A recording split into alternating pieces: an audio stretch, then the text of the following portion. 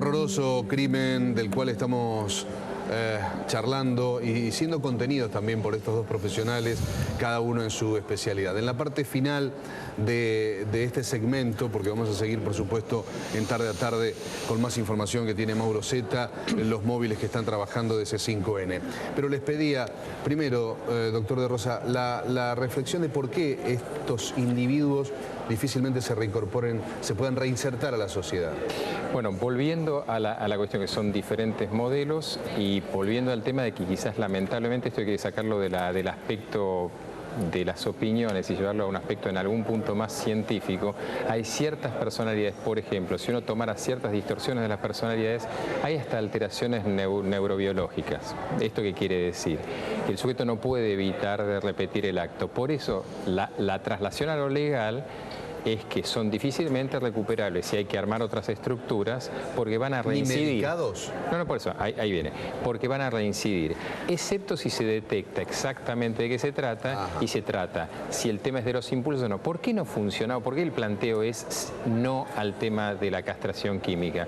Porque es una generalización que supone que el exceso de testosterona lo vuelve a un sujeto, con una libido aumentada, y es un pensamiento del 1800. En realidad, con la neurobiología actual, que la neurobiología no es muy complicado, no es una ciencia, es simplemente estudiar esto que estamos hablando, pues se habla mucho de lo psicológico como si fuese aún una filosofía. Esos sujetos no son disociados porque sí. La visión que tienen del otro es distante, es decir, es mucho más que un sujeto egoísta. Un sujeto narcisista es un sujeto para el cual no existimos, por lo cual puede atropellar a una persona o puede matarla o puede violarla y carece de la culpabilidad. El sentimiento de culpa le permite hacer eso. Bueno, esa gente se trabaja desde lo farmacológico, desde lo médico, desde lo terapéutico, pero también desde lo institucional. Por eso varios países, en el caso concreto de Inglaterra, Canadá, en parte algunos estados de Estados Unidos, se han planteado la llamada tercera vía. ¿Qué es la tercera vía? Nosotros nos manejamos con el tema de imputabilidad o inimputabilidad en lo penal, el artículo 34, inciso 1, pero que es una cuestión ya hoy pasada, porque hay sujetos que sí son claramente conscientes de lo que están haciendo, pero no tienen esa conciencia moral, que era el planteo ya de los psiquiatras alemanes del 1900, del comienzo del 1900, que decían, eran locos morales. Decían, ¿qué era el loco moral? El sujeto está totalmente sano, pero moralmente carece de las capacidades de los frenos inibitorios. Moral no es ser bueno, moral es poder conocer el moros, las costumbres de una sociedad. Esos sujetos evidentemente no pueden funcionar exactamente igual que los demás. Está muy claro. Y a Claudio le preguntaba qué más hay que hacer. Sí, yo creo que algo había adelantado en su momento Enrique. Creo que en este tema específico, en este tipo de comportamientos, creo que tenemos que abrirnos mucho más los papás, los adultos, al diálogo con nuestros hijos, buscar las herramientas, y si no las sabemos, hay gente que nos puede enseñar cuáles son las herramientas de acercamiento al diálogo con nuestros hijos. Tratar también que nuestros hijos cultiven relaciones sanas y también que el núcleo de amigos de nuestros hijos tengan el diálogo como herramienta fundamental de convivencia. Y lo que digo yo, esto hay que trabajarlo a nivel de la escuela como institución. Se ha hecho en Chipoleti, hemos hecho una experiencia piloto en donde se ha trabajado a nivel de la escuela primaria, secundaria y en las universidades. Yo acabo de hacer en la universidad, en mi cátedra de criminología, un curso de violencia en el noviazgo, por ejemplo. Claro. Que son temas, es decir, tenemos que tratar de resolver y hablar y cambiar opiniones en donde el joven tiene mucho para enseñarnos a nosotros los adultos. Esa apertura es vital para ir resolviendo estas cosas. ¿Qué consejo, Claudio, le da a los padres para que... Porque el adolescente en líneas generales es muy difícil que se abra con un padre o con una madre. Eso es lo que todos pretendemos, pero generalmente buscan a los amigos, en el mejor de los casos y demás. Sí. ¿Qué hay que hacer? En vez de ir con el sermón, estar atentos a escuchar más que... No, yo creo que también el padre tiene que mostrar un ejemplo, porque muchas veces nosotros no mostramos un gran ejemplo dentro de nuestras casas y queremos llevarlo a nuestros hijos, y entonces no tenemos tanta autoridad para eso. Entonces primero tenemos que recuperar, si no la tenemos, nuestra propia autoridad, y si la tenemos, esa autoridad sanamente hacerla, recrear nuevamente la sobremesa, el ámbito, digamos, yo dejo que mis hijos hagan permanentemente, por ejemplo, asados en casa, traigan sus amigos, y aunque el padre es un plomo y de golpe aparece en el escenario, vengo y hablo, y como ellos saben que yo trabajo en estos temas, me hacen preguntas, están ávidos. Mis alumnos en la universidad están ávidos de hablar de estos temas. Y yo llevo expertos también. Va a venir seguramente Enrique a hablar de estos temas, en donde es un ida y vuelta. Ahora, hablando de la sospecha, los quiero llevar al terreno de la investigación, por lo menos mi última pregunta.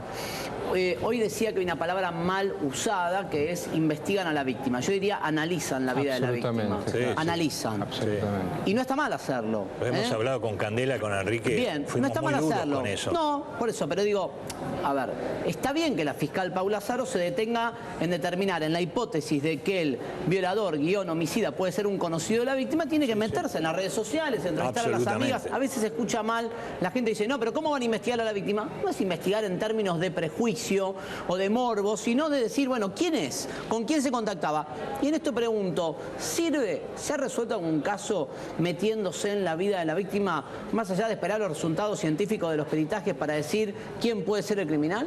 Y en este tipo de hechos muchísimo, porque como decíamos antes, la mayoría son cometidos por gente conocida. Pero deja señal, por ejemplo, un violador psicópata, ¿te deja una señal en las redes sociales? ¿Se puede leer entre líneas algo? Sí, en las conversaciones puede dejar señales. Perdón, yo aclaré idea, no es necesario leer entre líneas. La definición de psicópata es que el psicópata es transparente. Pero supongamos que ya no tenga alguien que la esté hostigando previamente. No, pero por eso. La frase habitual en el ámbito sí es que es transparente como un psicópata. El psicópata en las redes sociales deja tantas trazas que es increíble.